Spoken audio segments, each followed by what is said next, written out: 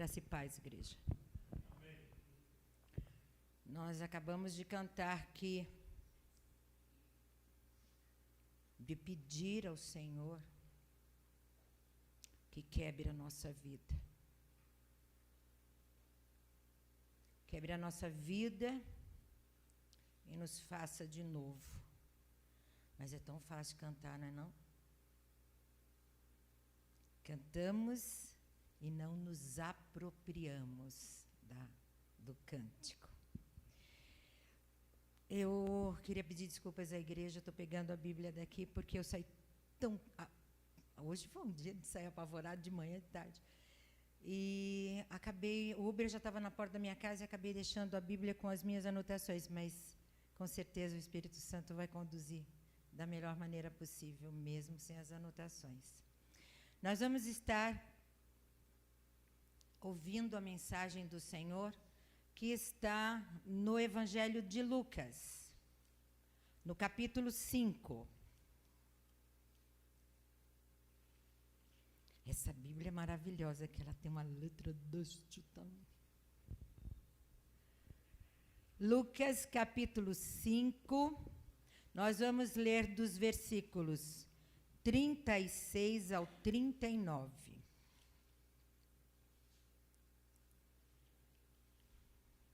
Lucas 5, do 36 ao 39, com toda a reverência que a palavra do Senhor merece, nós vamos estar lendo mesmo assentados. Diz assim a palavra do Senhor. Também lhes disse uma parábola. Ninguém tira um pedaço de veste nova e o põe em veste velha, pois rasgará a nova, e o remendo da nova não se ajustará à velha. E ninguém põe vinho novo em odres velhos, pois o vinho novo romperá os odres, entornar-se-á o vinho e os odres se estragarão. Pelo contrário, vinho novo deve ser posto em odres novos, e ambos se conservam. E ninguém, tendo bebido o vinho velho, prefere o novo, porque diz, o velho é excelente. Amém?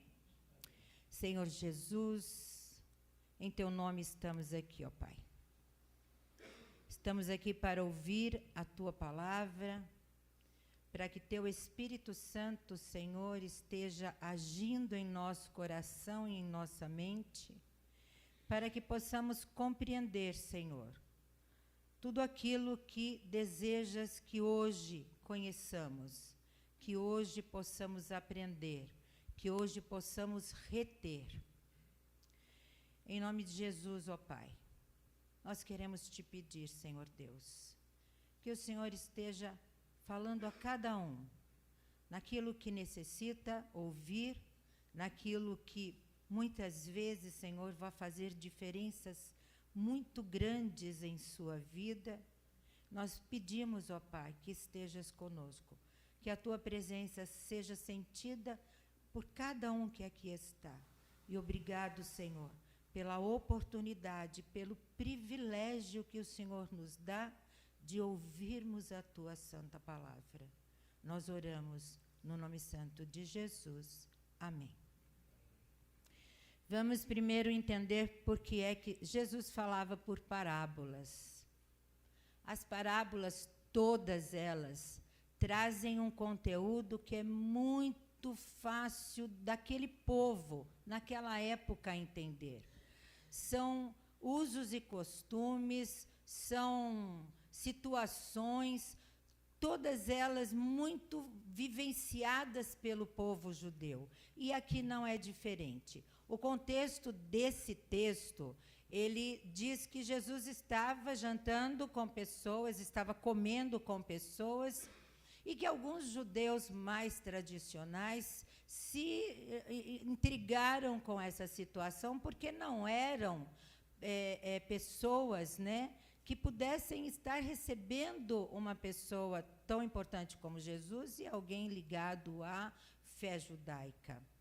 E também, além disso, eles questionam a Jesus por que seus discípulos não jejuavam. E a resposta de Jesus é maravilhosa, né? Jesus diz assim: como é que pode os convidados do noivo, né, fazerem jejum?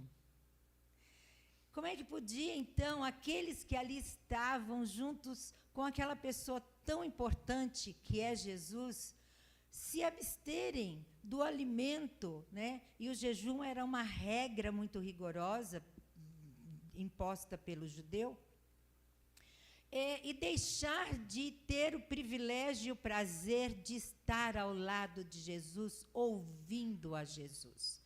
Então, essa resposta, para mim, foi assim, grandiosa, né? No sentido, né? Como é que pode os convidados jejuarem quando estão ao lado do noivo? E aí, então, ele começa essa parábola. Depois de responder a eles e tal, ele vou fazer, né, um ensinamento. Então, Jesus deve ter pensado, vou fazer um ensinamento através de algo que vocês entendem e compreendem.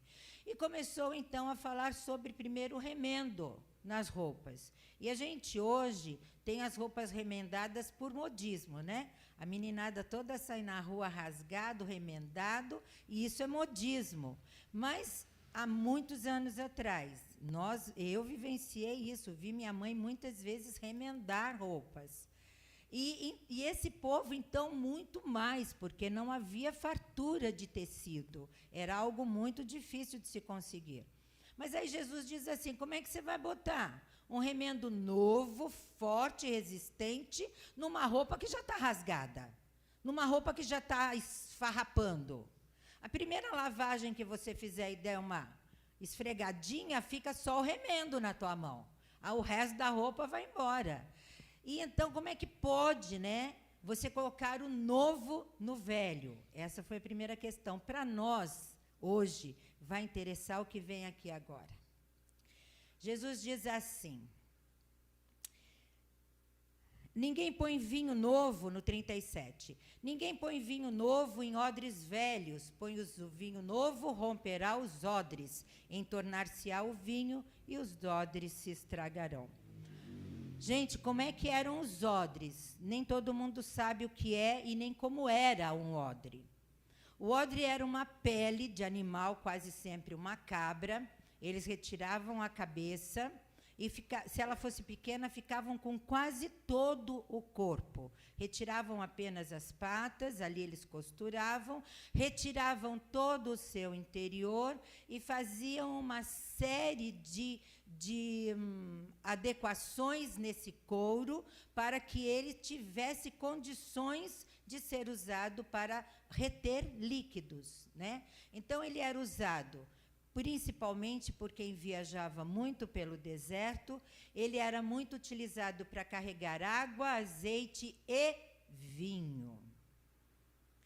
E aqui Jesus diz assim: se você colocar vinho novo num odre velho, ou seja, num odre que já foi utilizado, você vai ter a grande possibilidade desse odre não suportar o vinho, porque o vinho irá fermentar e vai arrebentar o odre, o couro vai se rachar.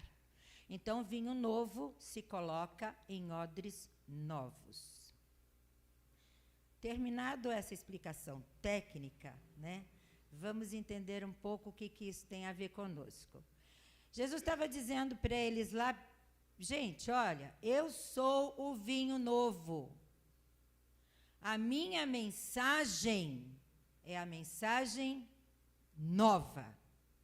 Vocês estão acostumados com esse vinho velho.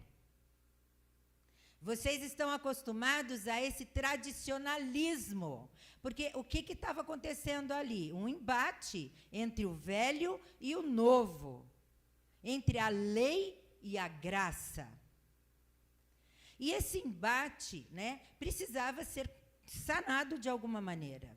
E Jesus, então, com essa parábola, explica que, para aquela situação, para aqueles homens, para aquela tradição, havia necessidade de se tornar odres novos, para poder receber o vinho novo, a mensagem de Jesus. Para aquela tradição, era isso. E para a nossa vida? E para nós, cristãos, que muitas vezes vimos para a fé com uma bagagem tão grande de coisas velhas, que muitas vezes, quando recebemos a mensagem do novo, a boa nova, a novidade de Jesus, quando recebemos essa mensagem que Jesus nos traz, de que nada do que faremos vai nos dar a salvação, nada do que ensejarmos vai nos trazer a salvação, mas somente a graça vinda diretamente do trono de Deus. Quando nós entendemos isso, muitas vezes, aquilo tudo que a gente tem arraigado no nosso odre velho, porque nós somos os odres. Tudo aquilo que nós temos arraigado dentro de nós, muitas vezes se rompe. Nós vemos muitas pessoas mais tradicionais, mais antigas, principalmente na fé, que não suportam novidades. E novidades que vêm do trono de Deus. Novidades como uma música mais alegre, uma música mais festiva, né?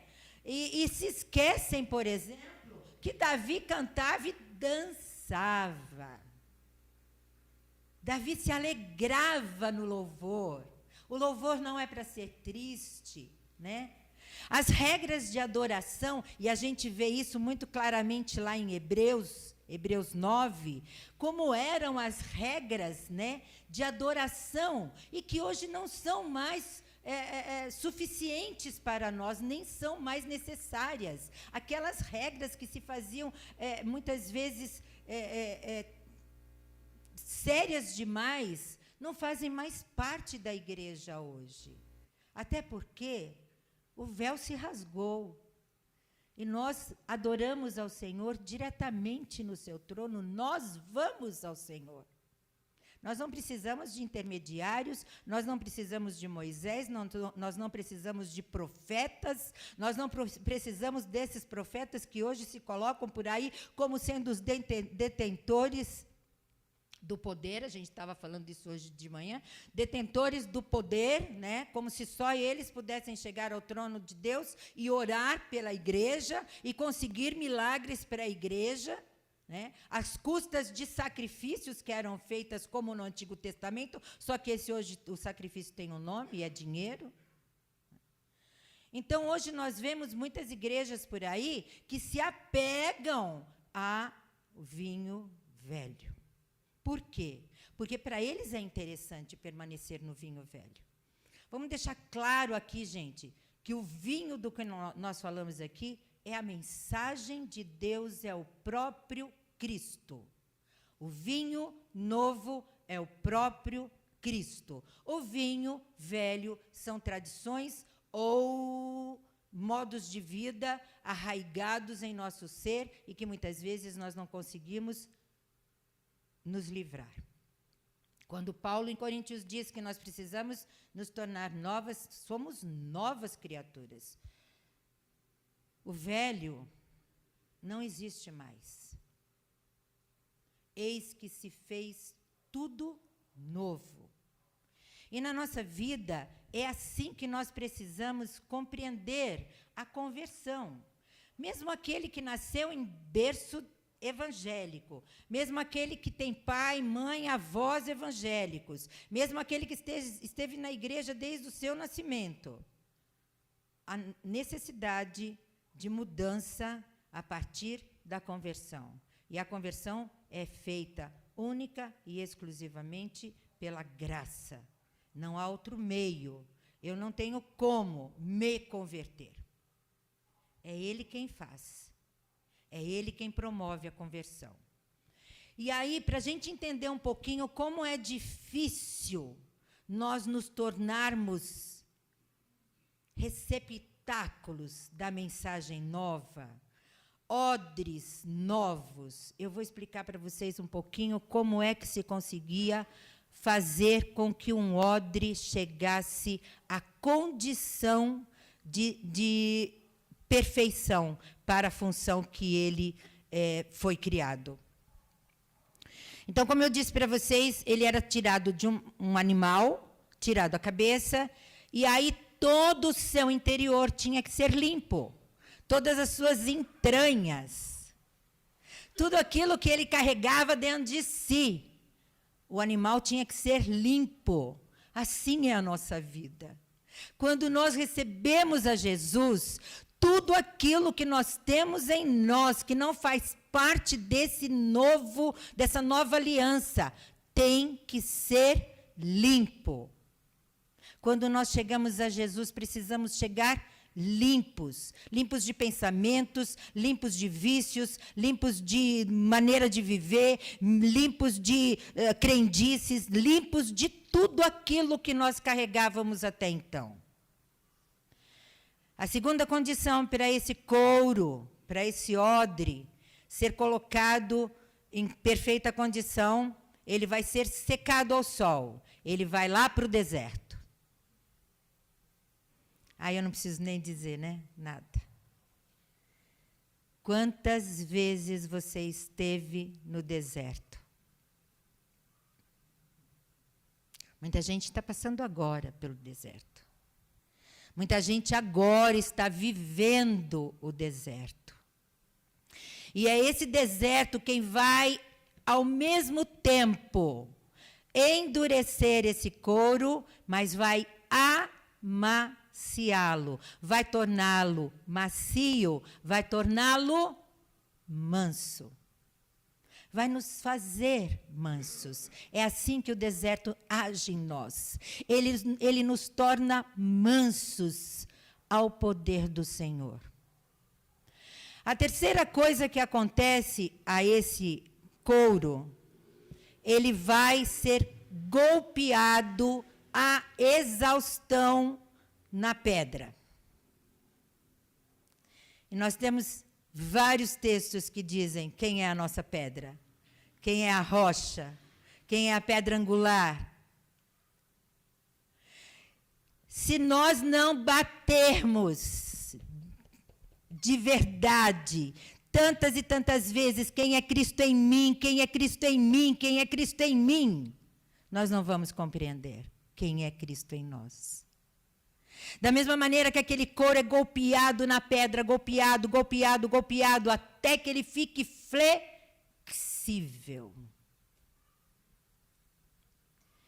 Somos golpeados pela mensagem. Todas as vezes que nós abrimos os evangelhos, todas as vezes que nós abrimos a palavra do Senhor falando de Jesus, nós somos golpeados pela maneira como ele agia, golpeados pela maneira como ele vivia, golpeados pela maneira como ele amava.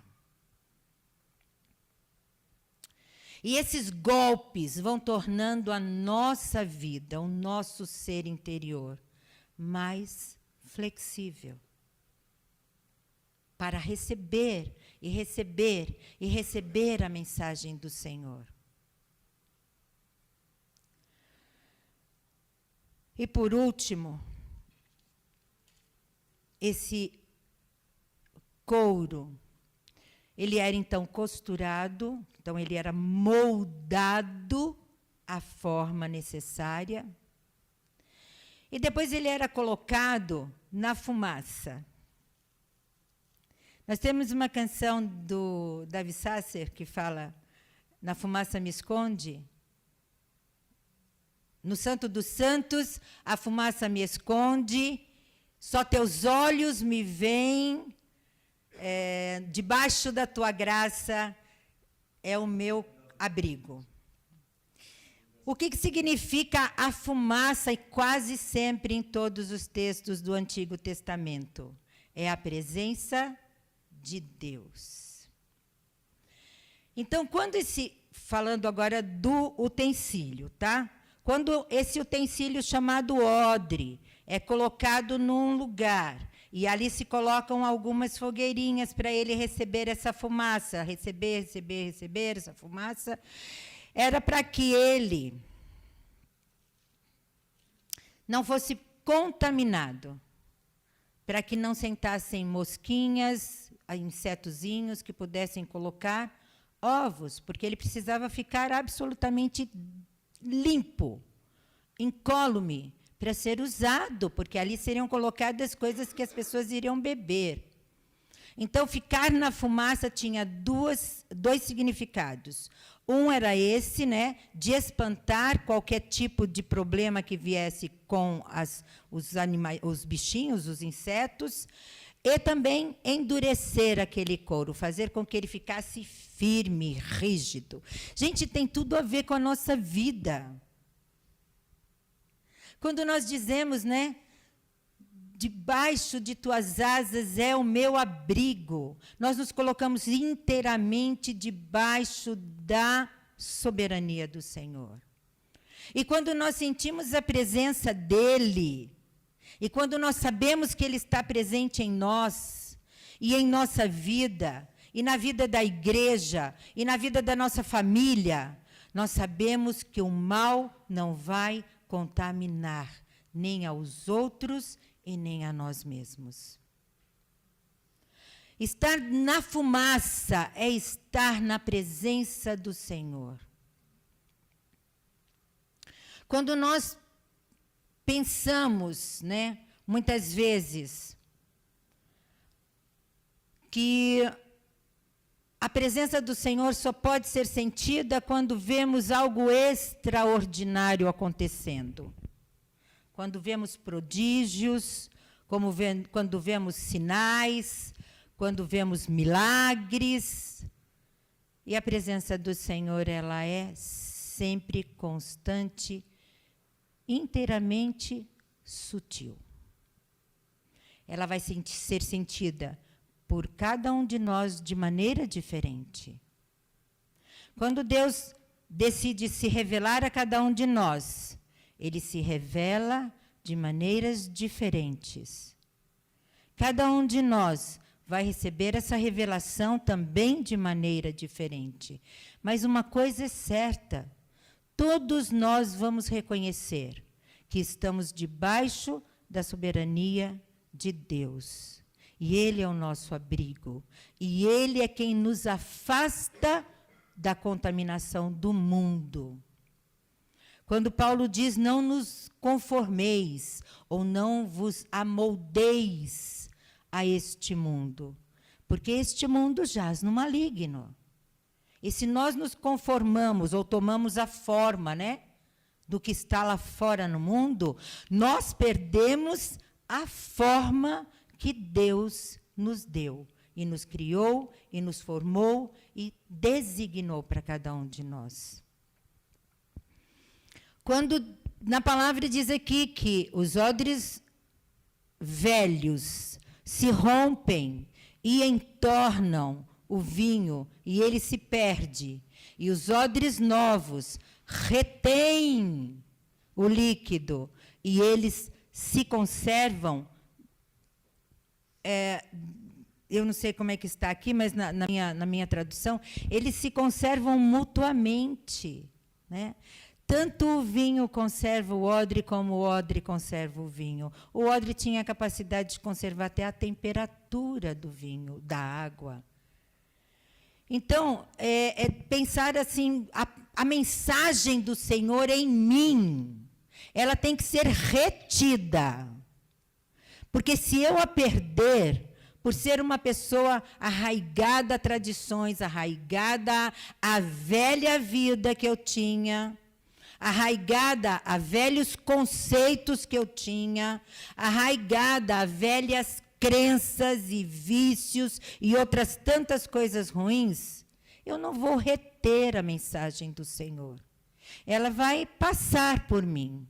Eu vou simplesmente ouvi-la, mas ela não vai ficar retida em meu coração e nem na minha mente, porque o Senhor diz que é para que nós, só que eram os mandamentos, mas hoje a gente sabe que a palavra do Senhor tem que ser retida no nosso coração e na nossa mente. Nós precisamos sentir a palavra de Deus, nós precisamos sentir e pensar a palavra de Deus. Quando Jesus muda os mandamentos, né? Quando Jesus modifica porque naquele tempo da graça já não mais fazia sentido os mandamentos debaixo da lei. Jesus, por exemplo, diz assim: onde você lia que não era para você adulterar, hoje você lê o quê? O adultério não está no ato em si, o adultério está no coração. É isso que Jesus diz. Não precisa praticar o adultério. Ele pensou, ele sentiu, ele já adulterou. Ele, ela. Ele, a pessoa, ele, o ser humano. Outro mandamento mudado pelo Senhor de uma maneira maravilhosa é não matarás. Que era puro e simples assim, né? No Antigo Testamento, não matarás. E Jesus transforma isso em não irar-se contra o seu irmão. Não se ire contra o seu irmão. Não deseje para o seu irmão a morte. Porque o ódio que muitas vezes nós guardamos no coração, ele pode se transformar em uma seta extremamente maligna àquele a quem nós direcionamos essa seta. Então, Jesus veio com tantas coisas novas, e todos os mandamentos são modificados por ele, não dá tempo para a gente um por um aqui agora. Jesus mudou tanto a ideia do sagrado, a ideia da salvação, a ideia do amor a Deus. Deus é muito mais do que aquilo do que os judeus entendiam no Antigo Testamento. Deus é muito mais, é muito maior. Deus é muito mais amor do que ira. Deus é muito mais bondade do que responsabilidade para com regras e leis que teriam que ser cumpridas. Jesus depois fala que de tudo, somente 2 eram os maiores mandamentos: amar ao Senhor sobre todas as coisas e ao teu irmão. Pensa o que era para alguém que estava na lei de Talião, que dizia assim: se você tomar um tapa, né? Revide, vai atrás, pode bater, a lei te dá esse direito. E aí Jesus diz assim: gente, se você tomar um tapa, dá o outro lado. Difícil de entender. Muito difícil para eles lá. E, às vezes, muito difícil para a gente aqui também agora. Esses tempos atrás, numa pregação que eu fiz lá na congregação, em Filipenses, sobre a questão do colocar-nos sempre, né, em questão de inferioridade com relação ao meu irmão, mas não uma inferioridade que me torna menor. A inferioridade de saber que o outro é superior a mim.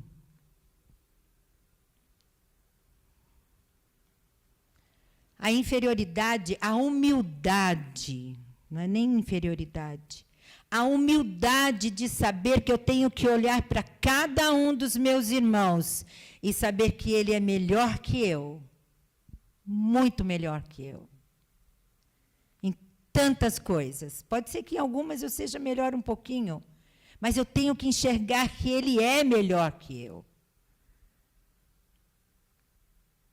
Então, Jesus muda, transforma, de tal maneira, todas as ideias de reino de Deus que poderiam existir. O reino, na graça, é totalmente o contrário, né, do reino do mundo. Onde nós, muitas vezes, pensamos que basta trabalhar, e nós precisamos pensar que o nosso trabalho tem que ser para a glória de Deus. Onde nós pensamos muitas vezes que basta olhar os nossos filhos e educá-los, e nos esquecemos que nós precisamos fazer isso para a glória de Deus. Quando nós estamos à frente da igreja louvando ao Senhor, e nós temos que ter certeza absoluta de que estamos fazendo para a glória do Senhor. Quando trazemos a mensagem, temos que fazer para a glória do Senhor. Tudo que você fizer na sua vida, tudo, todas as palavras que você disser, todos os atos que você confirmar na sua vida como ações de um cristão, precisam ser para a glória de Deus. Porque é Ele quem nos deu tudo.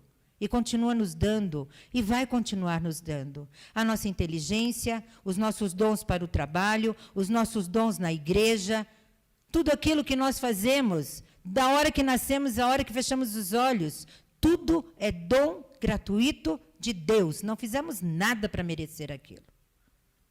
Então, que nós possamos compreender que, sendo odres novos, receptáculos novos da mensagem de Deus, da mensagem de Jesus Cristo, do Cristo que se colocou a nosso favor quando nos salvou, do Cristo que morreu na cruz por nós.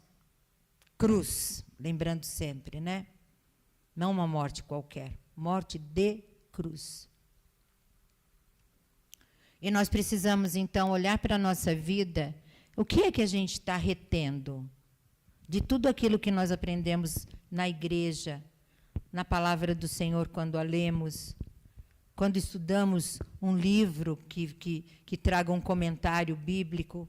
O que é que nós estamos retendo quando ouvimos um sermão pela internet? O que é que nós estamos retendo quando nós cantamos um louvor e muitas vezes nem prestamos atenção na letra? Cantamos porque estamos habituados a cantar. Conhecemos bem a letra, né? E cantamos. Simplesmente cantamos e não vivemos. Precisamos aprender a viver como nova criatura, como pessoas que recebem a mensagem e a transformam. Transformam em bênção para todos aqueles que passarem por nós. Amém?